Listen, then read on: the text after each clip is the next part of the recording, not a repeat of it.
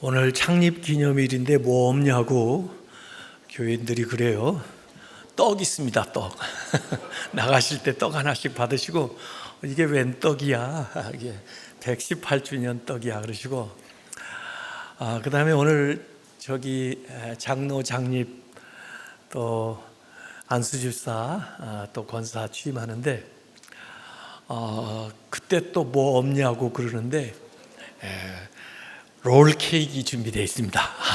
그러니까 그때 또 오셔가지고 또 임직자들이 주시는 선물이에요. 그것도 받으시고 그렇게 해서 오늘은 교회에서 좀 지내시다가 가시는 게 좋을 것 같습니다. 네, 지난 주에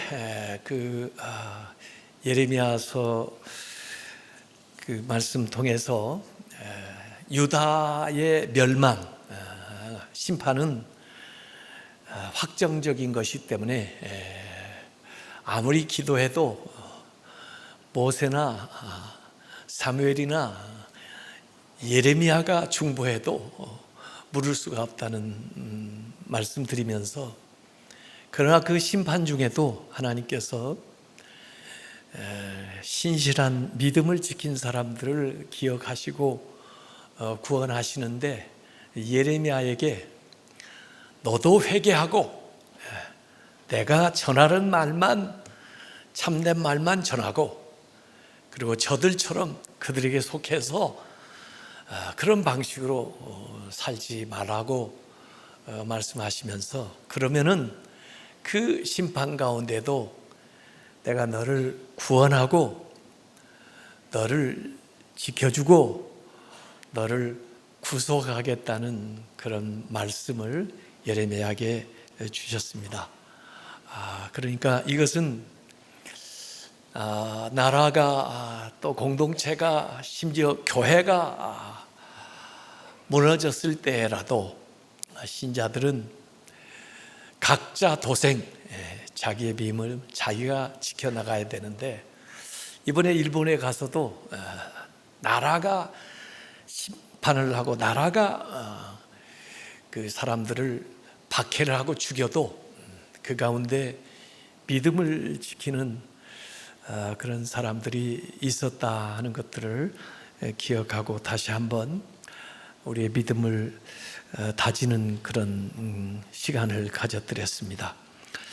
예레미야서 17장에 넘어오게 되면 읽지 않았습니다만 1절부터 4절까지 역시 지울 수 없는 그 유다의 죄에 대한 말씀이 다시 한번 나옵니다. 그들의 죄는 마음판에 새겨지고 금강석에 마치 비석처럼 새겨져 있기 때문에 지울 수가 없다는 겁니다. 그래서 심판은 정한 것이라는 말씀을 하는 거죠. 그들뿐 아니라 그들의 자손들이 높은 산 푸른 나무 밑에서 우상을 섬기고 아세라를 섬기면서 또 그것을 늘 마음속에 기억하고 생각하는, 그걸 하나님께서 아시기 때문에 그들은 거기에 대한 징계를 받는다는 것입니다. 사실 우리는 우리 마음판에 하나님 말씀을 새겨야 되고, 우리가 늘 하나님을 기억하면서 살아야 되는데, 저들은 정반대로 살아가기 때문에 그 죄를 지울 수가 없다는 겁니다. 여러분, 우리도 같은 죄를 짓고 살지만은 그럼에도 불구하고 우리의 죄는 다 전가됐어요. 우리의 죄가 어디로 전가됐습니까? 예수님에게 전가됐습니다. 우리의 죄의 흔적은 예수님의 십자가의 그 양손과 양발에 못으로, 쇠 못으로 우리의 죄가 기록되어 있습니다. 그래서 우리의 죄가 십자가에서 해결되고 예수 그리스도의 의가 우리에게 임해서 우리는 그 모든 죄에서 씻음을 받았지만은 저들은 지울 수 없는 금강석에 새겨진 그런 죄인데, 영토의 죄로 인하여, 영토, 그들이 살고 있는 그 조국, 그 땅의 죄로 물들어서 그들의 재산이, 그들의 보물이, 그들이 세워놓은 산당이 다 노략을 당할 것이라는 이야기를 하면서 하나님께서 주셨던 그 유산이 없어지고 이방 나라에 포로로 끌려가서 원수들을 섬기게 되는 일들이 일어날 것이다. 이것은 하나님을 진노하게 했기 때문에 영원히 꺼지지 않는 불처럼 그들에게 심판이 임한다고 하는 그런 저주 선언이 다시 17장 앞에 나오고 있는 겁니다. 그래서 예레미야서 17장 5절에 무릇 사람을 믿으며 육신으로 그의 힘을 삼고, 다른 사람을 믿고 또 자기 자신을 믿는 사람, 마음이 여호와께서 떠난 그 사람은 저주를 받을 것이다 라는 저주 선언이 나와 있습니다. 그래서 이 삶의 방식에 따라서 저주를 받기도 하고 축복을 받기도 하는데, 저주받는 사람은 사람을 믿는 사람, 자신을 믿는 사람, 자기의 지혜나 자기의 재물이나 자기의 지위나 권력, 이런 것으로 힘을 삼는 사람은 저주를 받는다, 이렇게 얘기했습니다. 이런 사람을 비유해 가지고 사막의 떨기나무 같다 그랬습니다. 사막 광야에 가보면 이 덤불처럼 돼 있는 게 있어요. 크지도 못하는 나무, 가시나무가 있습니다. 바람에 시달리고 그 다음에 그 뜨거운 태양 아래에 있기 때문에 이파리도 없어요. 그렇게 앙상한 가시떨기가 있다가 뜨거운 바람이 불면 순간적으로 후 불이 일어나 가지고 불살라져요. 그래서 까맣게 타 있는 그런 가시 떨기나무를 많이 보게 되는 거죠. 생존할 수가 없어요.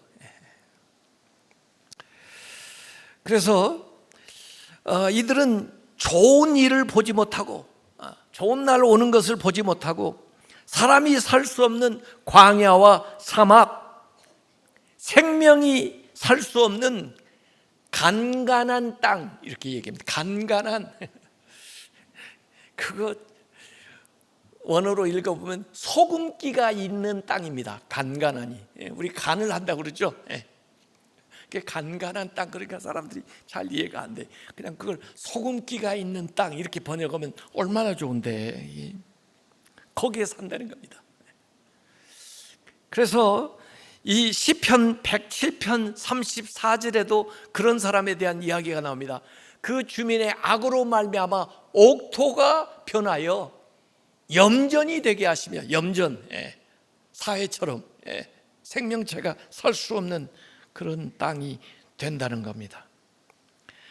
그러나 반대로 7절에 무릇 여호와를 의지하며, 하나님을 의지하면서 하나님을 힘으로 삼는 사람, 그를 의뢰하는 그 사람은 복을 받을 것이라, 축복 선언입니다. 하나님을 의지하는 여러분들은 복을 받을 줄로 믿으시기 바랍니다. 복이 있다, 하나님을 힘으로 삼는 사람들, 이렇게 얘기하는 거죠. 이들은 비유하기를 물가에 심어진 나무, 물가에 깊이 뿌리를 내리고 심겨져 있는 나무처럼 풍성한 삶, 축복된 삶, 열매 맺는 삶을 산다는 겁니다. 그래서 17장 8절에 그는 물가에 심어진 나무가 그 뿌리를 강변에 뻗치고 더위가 올지라도 두려워하지 아니하며, 여전히 시냇가에 심겨져 있으니까 그 잎이 청청하며, 잎이 있어요. 가무는 해도 걱정이 없고, 그리고 철을 따라 결실이, 열매가 그치지 아니함 같으리라. 이게 여호와를 의지하는 사람의 모습입니다. 사실 이 모습은 시편 1편에도 다윗의 시의 1편 3절에 묘사를 해놨던 바가 있어요. 여호와의 말씀을 좋아하고 묵상하고 살아가는 그 사람은 시냇가에 심은 나무가 철을 따라 열매를 맺으며 그 잎사귀가 마르지 아니한 같으니 그가 하는 모든 일이 다 형통하리로다. 사막에 심겨져 있는 떨기나무가 될 것인가, 물가에 심겨진 나무가 될 것인가, 저주를 받을 것인가, 복을 받을 것인가는 삶의 태도에 달려 있는데, 사람을 의지하고 자신을 믿고 살아가는 사람은 사막의 가시떨기나무고, 하나님을 의지하고 하나님을 힘으로 삼고 살아가는 사람은 시냇가에 심은 나무처럼 된다는 것입니다. 이것을 우리 자신도 잘 분별을 못하는데 17장 9절에 여기 이렇게 나와 있습니다. 만물보다 거짓되고 심히 부패한 것은 마음이라. 누가 능히 이를 알리요? 하나님은 아신다는 것입니다. 사실 하나님이 아시는 대로 알아야 제대로 아는 겁니다. 하나님의 말씀이 분별해 주는 것을 따라서 분별해야 제대로 하는 것입니다. 이것이 사실은 성령의 은사 중에 영분별이 있어요. 영분별. 그래서 성령께서 우리에게 하나님의 생각을 통하여 분별을 하게 해줍니다.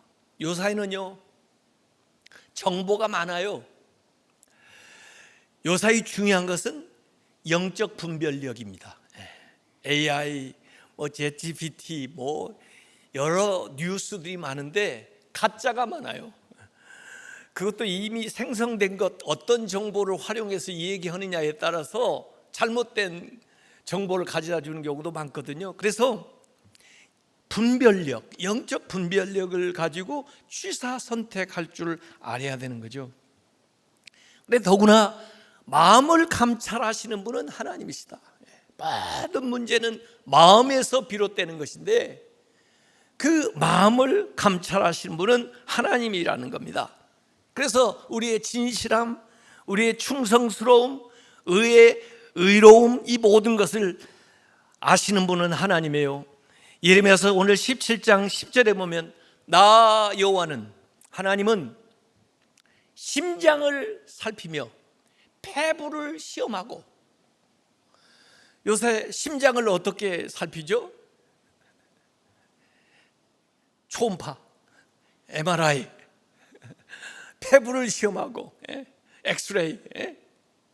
아마 이 구절만 잘 묵상을 했어도 그걸 발명할 수가 있었을 텐데, 이전에는 야, 이거 무슨 말이야.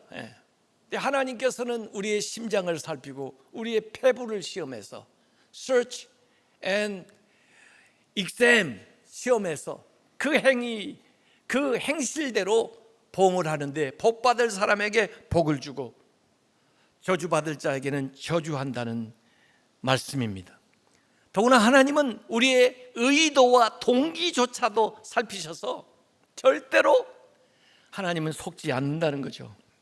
어느 누구도 하나님 앞에 숨길 수 없다고 하는 얘기입니다. 그리고는 오늘 11절 자고새에 대한 이야기가 나옵니다. 그래서 오늘 제가 낫지 않은 알을 품은 자고새라는 제목을 붙였습니다만은, 이 자고새, 꿩과에 속하는 새라고 그래요. 근데 주로 꿩보다는 작고 메추라기보다는 조금 큰 이 자고새를 성경 안에서 오늘 유일하게 이 예레미야서 17장 11절에 이렇게 번역을 해놨고, 또 다른 부분에 이 자고새를 메추라기라고 번역해 놓은 부분도 있어요. 그래서 메추라기처럼 그 알, 또 이 자고새 자체를 식용으로 요리해서 먹기도 하는, 사회 근방에 많이 서식하고 있는 그런 새라고 하는데, 이 알을 많이 난다고 그래요. 알을 24개, 5개 이렇게 한꺼번에 나니까, 옛날 사람들은 거기에 대한 그런 속설이 있었던 것 같습니다. 이게 속담으로 내려오는 걸 오늘 이 예레미야가 인용을 해놓은 건데, 어떻게 자고새가 혼자 그 알을 이렇게 많이 낳을 수 있나 그러면서 아마 다른 새 둥지에 있는 알을 훔쳐다가 자기 둥지에다 놓고 품어가지고 새끼를 낸다는 거죠. 그런데 결국 다른 것의 새끼들은 다 품어주고 난 다음에 자란 다음에는 다 날아가 버린다. 그 이야기를 오늘 예레미야서 17장 11절에 이 얘기를 하고 있어요. 불의로 치부하는 자는, 부당한 방법으로 모으는 자는, 부자가 된 사람은 자고새가 낳지 아니한 알을 품은 같아서 그의 중년에 시간이 지난 다음에 도중에 그것이 떠나겠고 마침내 어리석은 자가 되리라, 이런 말씀입니다. 성경의 그 어리석은 부자의 비유도 생각나시죠? 많이 모았는데 자기 것이 되지 못하고 결국 자기가 떠나버리는, 그래서 헛일이 돼버리는 그 어리석은 이야기가 나오는데, 여기 자고새의 허망한 수고에 대해서 이 얘기를 하고 있는 거죠. 그래서 부당한 방법 수단으로 권력을 얻든지 재물을 얻든지 뭘 얻었다고 하는 자도 그게 얼마 가지 못하고 날아가 버린다, 허망하다, 이런 거죠. 잠언 11장 18절에 잠언에는 그런 말씀 교훈이 많이 나오는데 이렇게 나옵니다.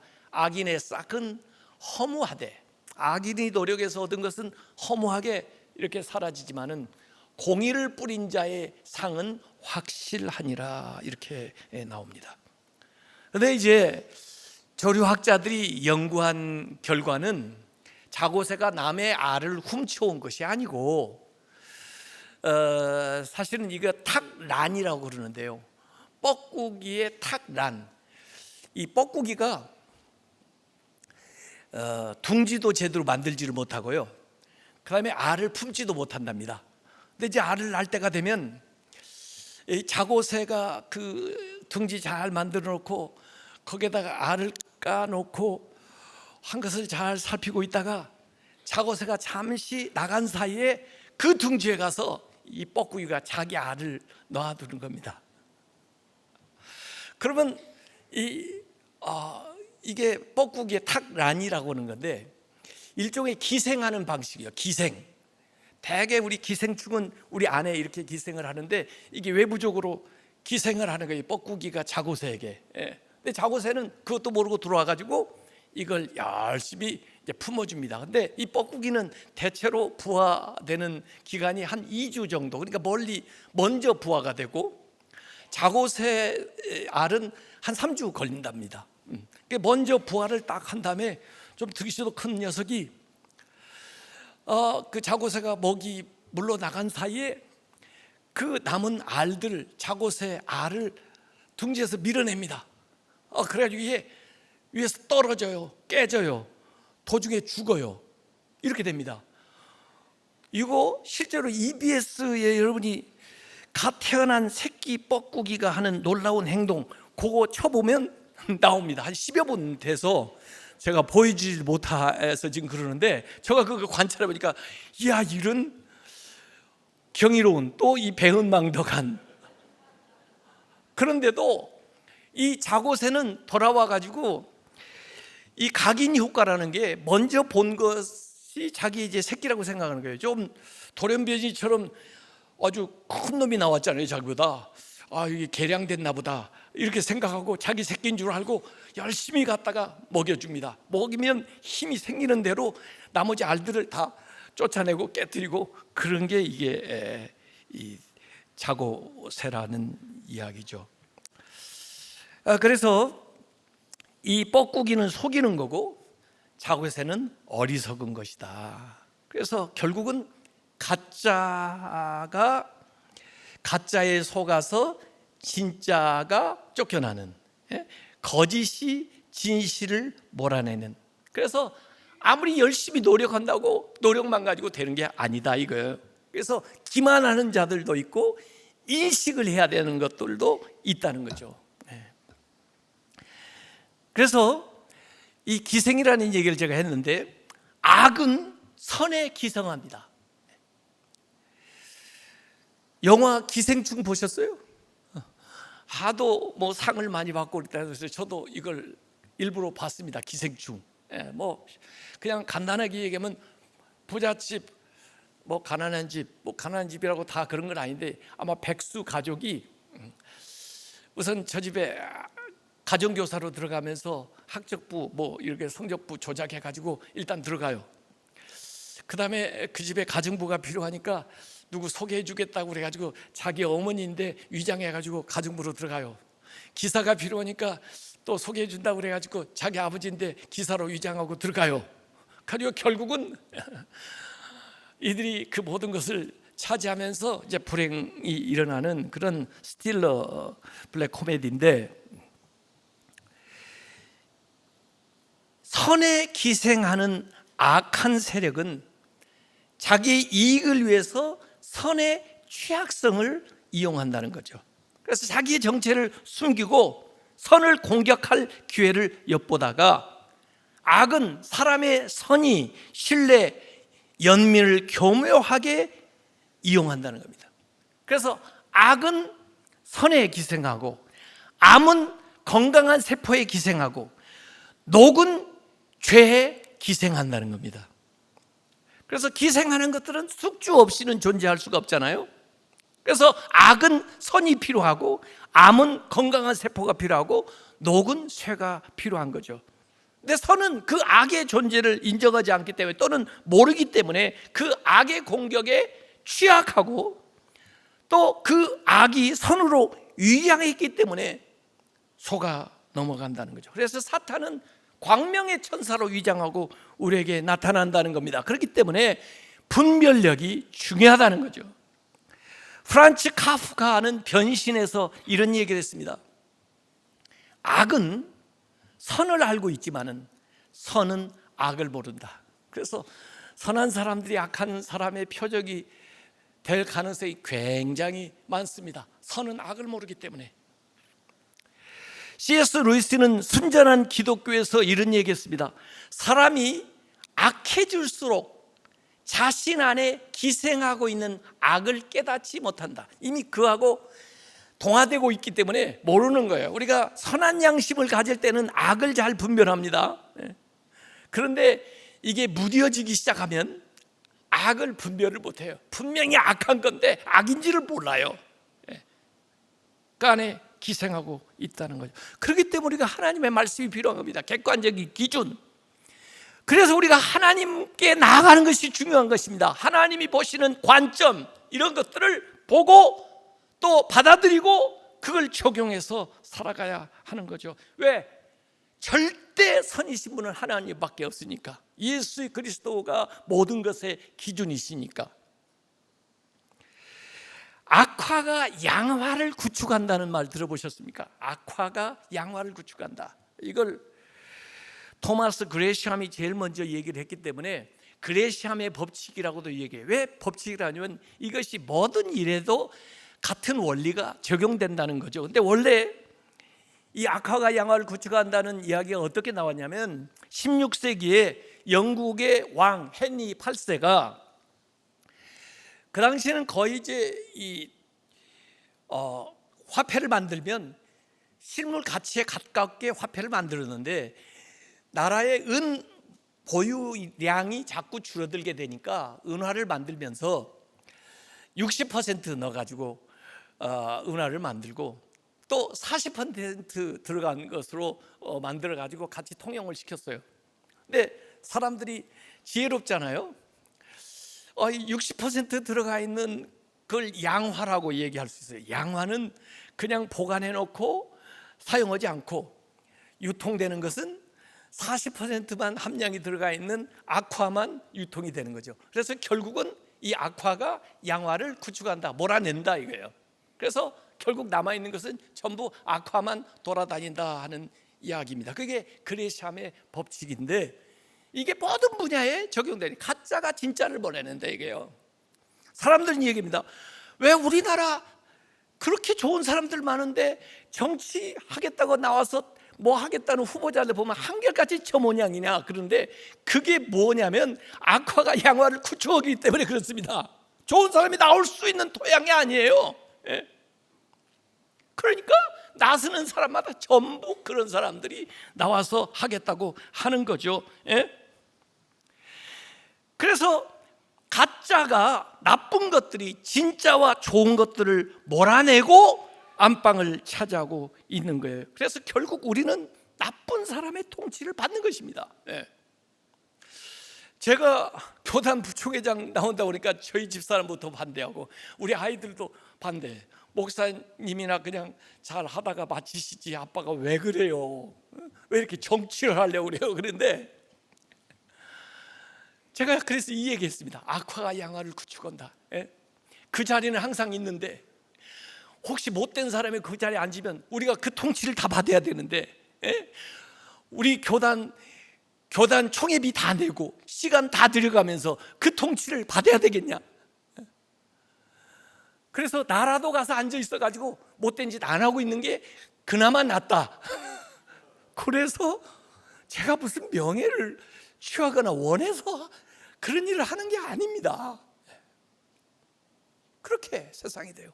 신앙생활에도 악화가 양화를 구축합니다. 모세가 시내산에 올라가서 하나님 말씀을 받으려고 갔는데 백성들은 그 시간을 기다리지 못해가지고 금송아지로 하나님을 대체하는 겁니다. 그리고 이게 우리를 애굽에서 인도한 신이다 하는 거죠. 이 우상이 하나님을 몰아내는 겁니다. 우리가 추구하는 물질, 지식, 명예, 권력, 이 모든 우상이, 이 가짜가 진짜를, 하나님을 몰아내는 거예요. 그게 악화가 양화를 구축하는 그런 현상인 거죠. 그래서 이 자고세에 대한 이야기를 했는데 그 시 가운데 유한진이라는 분이 쓴 자고세라는 시가 있더라고요. 제 둥지에 몰래 놔두고 달아난 종이 다른 새알, 뻐꾸기 새알이죠. 애써 품어 키운다는 바보새, 자고새죠. 밀밭을 그리고 새 한 마리를 더 그린 반 고흐, 그 새가 하필 자고새란다. 사제의 아들, 반 고흐가 목사의 아들이거든요. 사제의 아들도 그림 사제였네. 이렇게 유한진이 시를 써놨어요. 그래서 야, 이게 왜 이런 시가 나왔나 하고 이제 반 고흐의 그림, 자고새가 있는 밀밭, 이게 사실 반 고흐 미술관 네덜란드에 있는데 한국에 아마 임대해가지고 전시한 적이 있었나 봐요. 그래서 아마 그 전시장에 가서 이 그림을 보고 쓴 시 같아요. 제가 직접 물어보지는 않아서 모르겠지만은, 왜냐하면 이 밀밭 위에 새가 하나 날아갑니다.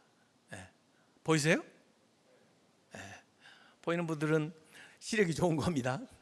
근데 무슨 새인지를 잘 몰라가지고 종달새라고 얘기하는 사람도 있고, 심지어 반 고흐가 까마귀도 그린 적이 있으니까 까마귀 아니야 이렇게 얘기하는 사람도 있어가지고 이전에 이게 종달새인 줄 알았습니다. 그런데 이 새가 그 자고새라는 거죠. 그걸 또 알려주기 위해서 한국 전시할 때 박제되어 있는 종달새하고 자고새를 그 옆에다가 놔두고 이렇게 다루고, 실제로 보면 이 특징이 이렇게 돼 있어서 이 작품에서 그리는 것은 자고새다 이렇게 알려주었기 때문에 아마 그런 시가 나온 것 같습니다.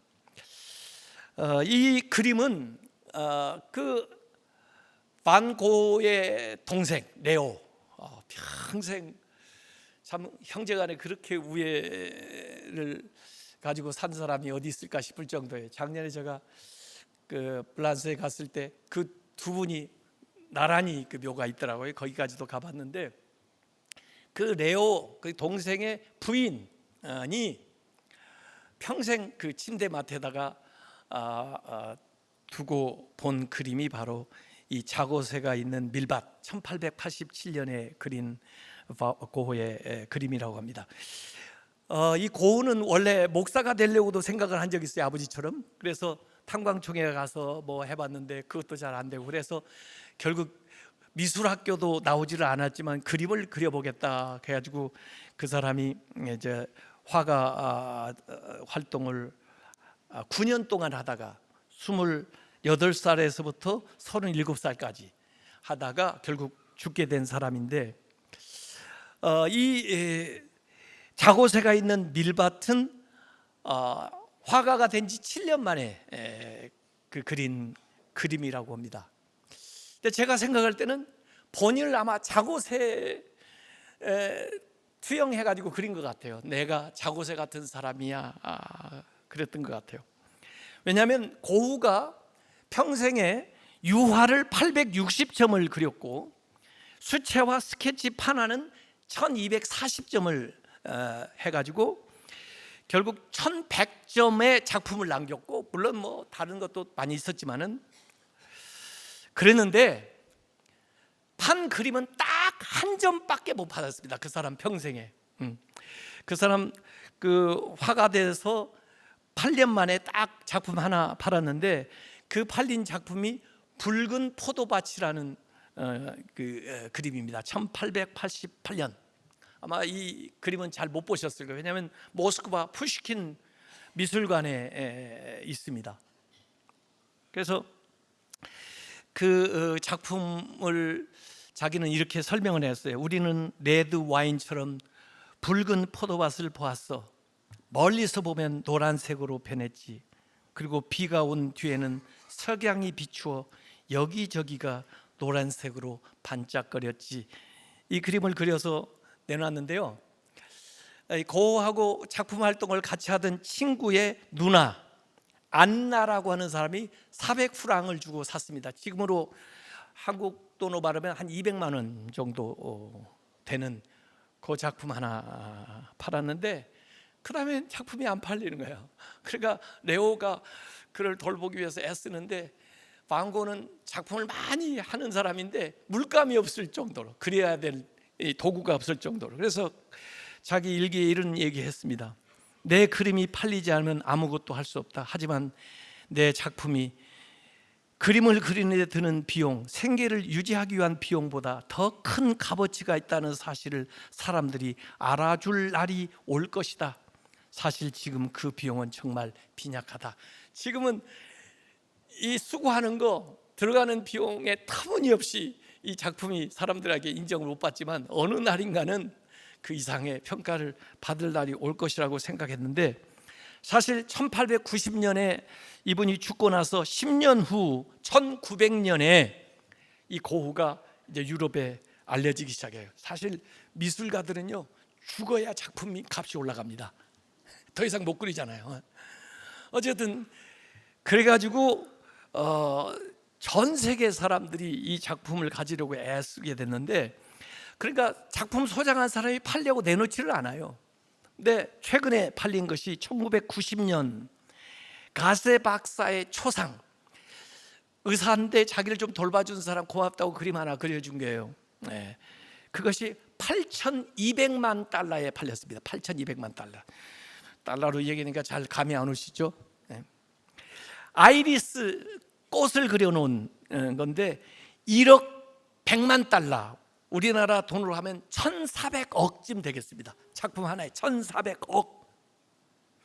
그러니까 자기는 작품 하나 딱 200만 원짜리 하나 팔고 죽었는데, 아까 얘기했죠, 작품이 얼마나 된다고?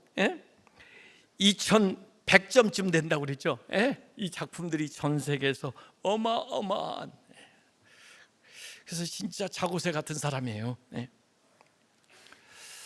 어쨌든 모르고 그랬든 알고 그랬든, 그래서 저는 이 자고새라는 그 기록이 참 일주일 내내 생각하는 그런 대목이었습니다.